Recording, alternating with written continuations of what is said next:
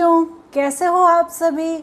यहाँ पर आज मैं क्लास 11th का सब्जेक्ट बिजनेस स्टडीज़ लेकर आई हूँ, जिसका chapter 2 form of business organisation में आपको पढ़ा रही हूँ।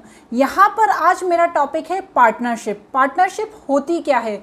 फॉर्म ऑफ बिजनेस ऑर्गेनाइजेशन में एक पॉइंट यह भी है कि पार्टनरशिप के बारे में आपको एक्सप्लेन करना है बच्चों। तो स्टूडेंट्स, आज का टॉपिक स्टार्ट करते हैं, लेकिन उससे पहले मैं हूं पूजा मेहता और मेरे यूट्यूब चैनल स्टडीनेटिक में आप सभी स्टूडेंट्स का वेलकम है। यदि आपने अभी तक मेरे चैनल को सब्सक्राइब नहीं किया है तो प्लीज़ सब्सक्राइब करें, लाइक करें, कमेंट करें। किसी भी तरह की कोई क्वेरी है तो कमेंट बॉक्स में मुझसे पूछ सकते हैं। तो स्टूडेंट्स, स्टार्ट करते हैं। What is partnership. पार्टनरशिप क्या होती है। जब कोई ऑर्गेनाइजेशन दो या उससे अधिक व्यक्तियों द्वारा स्टार्ट की जाती है तो वो पार्टनरशिप कहलाती है। उसमें यदि प्रॉफिट होता है तो वो उन लोगों के बीच बंटता है। यदि किसी तरह का कोई लॉस होता है तो वो भी उन्हें बियर करना पड़ता है। इस तरह पार्टनरशिप 2 और मोर पीपल द्वारा स्टार्ट की जाती है। अब पार्टनरशिप के कुछ फीचर्स भी होते हैं। क्या फीचर्स हैं। फॉर्मेशन। इंडियन पार्टनरशिप एक्ट 1932 ये हमारी गवर्नमेंट ने स्टार्ट किया था 1932 में। इसके अनुसार कोई भी पार्टनरशिप फर्म स्टार्ट की जा सकती है, जिसके लिए उसे कुछ टर्म्स एंड कंडीशन को पूरा करना पड़ता है। जब उस ऑर्गेनाइजेशन में प्रॉफिट होता है वो भी सारे पार्टनर्स में इक्वल शेयर होता है, और किसी तरह का कोई लॉस होता है तो वो भी सारे पार्टनर्स में इक्वली शेयर होता है। नेक्स्ट होती है इसमें लायबिलिटी। जो पार्टनर होते हैं ऑर्गेनाइजेशन के अंदर, उनकी सभी की इक्वल लायबिलिटी होती है, ठीक है ना। जैसे उन्होंने कोई लोन लिया है। जब कोई ऑर्गेनाइजेशन स्टार्ट होती है तो वहाँ के जो पार्टनर्स हैं या वहाँ के जो ओनर है अपनी कैपिटल भी लगाते हैं, साथ ही साथ कुछ डेप्ट भी लेते हैं बैंक से या कहीं और से, और सभी को उन डेप्ट्स को चुकाना पड़ता है बच्चों। नेक्स्ट होती है रिस्क बेयरिंग। अब देखिए, कोई भी बिजनेस जब स्टार्ट किया जाता है, चाहे कोई व्यक्ति अकेले करे या पार्टनरशिप में करे, रिस्क तो हर बिजनेस में होता है। तो जो रिस्क बेयरिंग होता है, जब पार्टनरशिप फर्म होती है, उसका जो रिस्क बेयरिंग रेशियो होता है वो इक्वल होता है। यदि प्रॉफिट होता है तो दोनों पार्टनर्स या 2 से अधिक पार्टनर्स उसे आपस में बांट लेते हैं, लेकिन यदि लॉस होता है तो सभी पार्टनर्स को उस लॉस को उठाना पड़ता है बच्चों। Decision making and control. कोई भी डिसीजन लेना है, कौन सा रॉ मटेरियल खरीदना है, किस मार्केट में अपना प्रोडक्ट बेचना है, क्या क्या उसमें चीज़ें मिलानी है, ये सारी डिसीजन मेकिंग सिर्फ एक व्यक्ति नहीं ले सकता। जितने पार्टनर हैं सबका डिसीजन उसमें इन्वॉल्व होता है बच्चों। नेक्स्ट होती है कंटिन्यूटी। कंटिन्यूटी मतलब यदि एक पार्टनर की डेथ हो जाए या रिटायर हो जाए या दिवालिया हो जाए, किसी भी तरह की कोई ऐसी परिस्थिति हो कि जो एक पार्टनर है वो वहाँ से चला जाए उस पार्टनरशिप से, तो भी वो पार्टनरशिप ख़त्म नहीं होती है। कोई अन्य व्यक्ति को यदि वो अपनी पार्टनरशिप में मिलाना चाहता है तो उसे मिला सकता है, या 2 से अधिक पार्टनर हैं तो बाकी पार्टनर मिलकर उस फर्म को रन कर सकते हैं। तो ये कंटिन्यूटी में चलने वाली पार्टनरशिप होती है। ऐसा नहीं है कि किसी एक व्यक्ति के जाने से ये पार्टनरशिप ख़त्म हो जाए बच्चों। नेक्स्ट होता है इसमें नंबर ऑफ़ पार्टनर्स। जो नंबर ऑफ़ पार्टनर्स होते हैं वो कम से कम 2 होना चाहिए। 2 लोग होंगे तभी पार्टनरशिप फर्म कहलाएगी, और ज़्यादा से ज़्यादा 50 लोग म्यूचुअली कोई भी बिजनेस स्टार्ट कर सकते हैं। नेक्स्ट होता है म्यूचुअल एजेंसी। म्यूचुअल एजेंसी क्या होती है। It define the relationship, highlight the fact that business carried on by all और any one of partner acting for all. Means ये होता है हर पार्टनर इसमें एजेंट की भी एक्टिंग करता है, साथ ही साथ प्रिंसिपल की भी एक्टिंग करता है।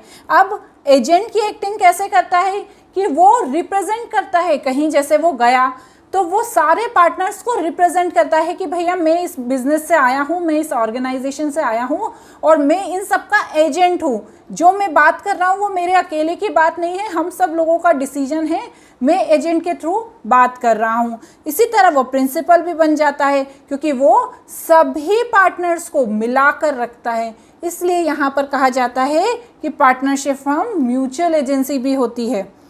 अब इसके बच्चों कुछ मेरिट्स भी होते हैं। क्या मेरिट्स होते हैं। Easy formation and closure.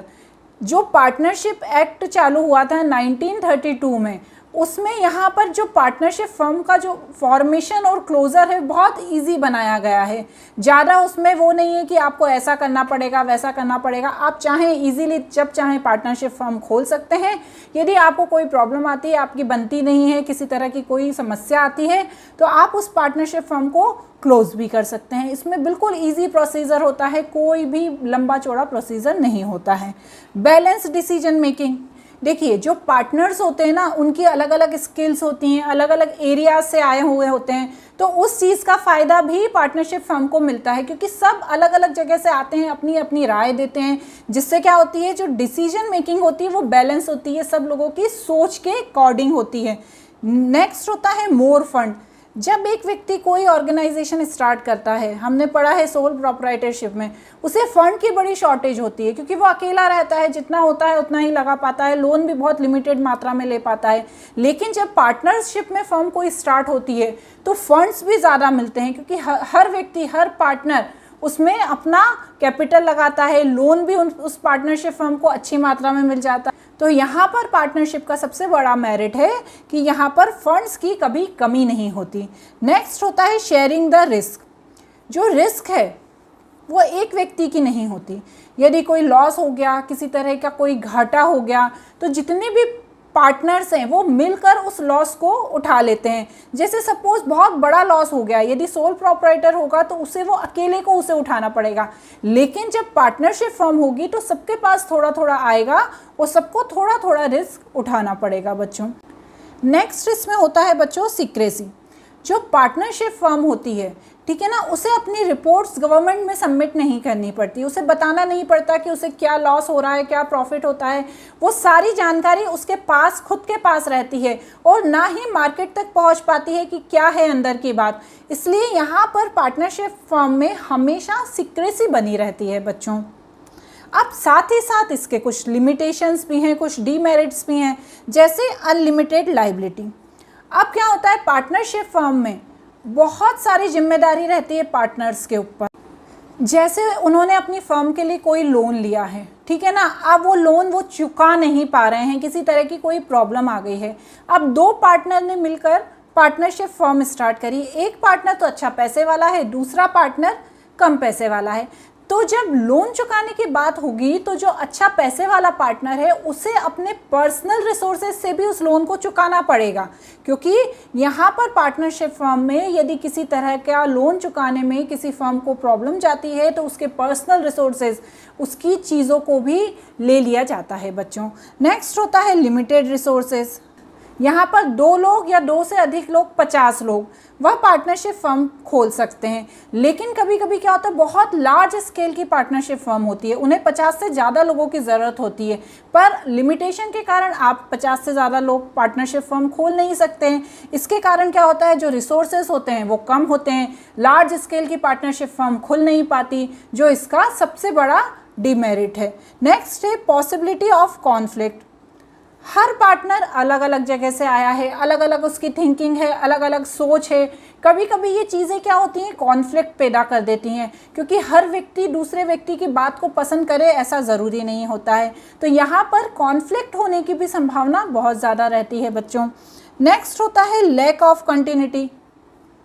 इसके मेरिट में ये ज़रूर बताया गया है कि कंटिन्यूएशन में ये काम चलता है, बट कभी कभी क्या होता है, जैसे 2 पार्टनर हैं, उसमें से एक पार्टनर की डेथ हो गई या वो दिवालिया हो गया या किसी तरह का कोई एक्सीडेंट हो गया उसके साथ, तो वो पार्टनरशिप छोड़ देता है। उस स्थिति में पार्टनरशिप को कंटिन्यू करना बहुत ही डिफ़िकल्ट होता है, तो वह पार्टनरशिप फर्म ना रहकर सोल प्रोप्राइटरशिप फर्म बन जाती है बच्चों।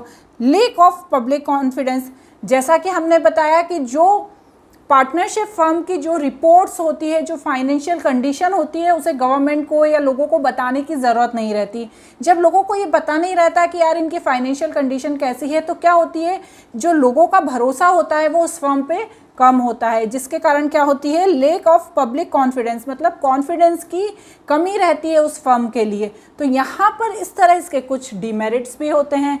पार्टनरशिप फर्म बहुत ही अच्छा टॉपिक है, एग्ज़ाम में मोस्टली इस तरह का टॉपिक पूछा जाता है। इसके टाइप्स और इसकी डीड मैं अपने नेक्स्ट वीडियो में लेकर आऊँगी। आपको मेरा ये वीडियो कैसा लगा मुझे ज़रूर बताइएगा। घर पर रहिए, सेफ रहिए, तब तक के लिए गुड बाय।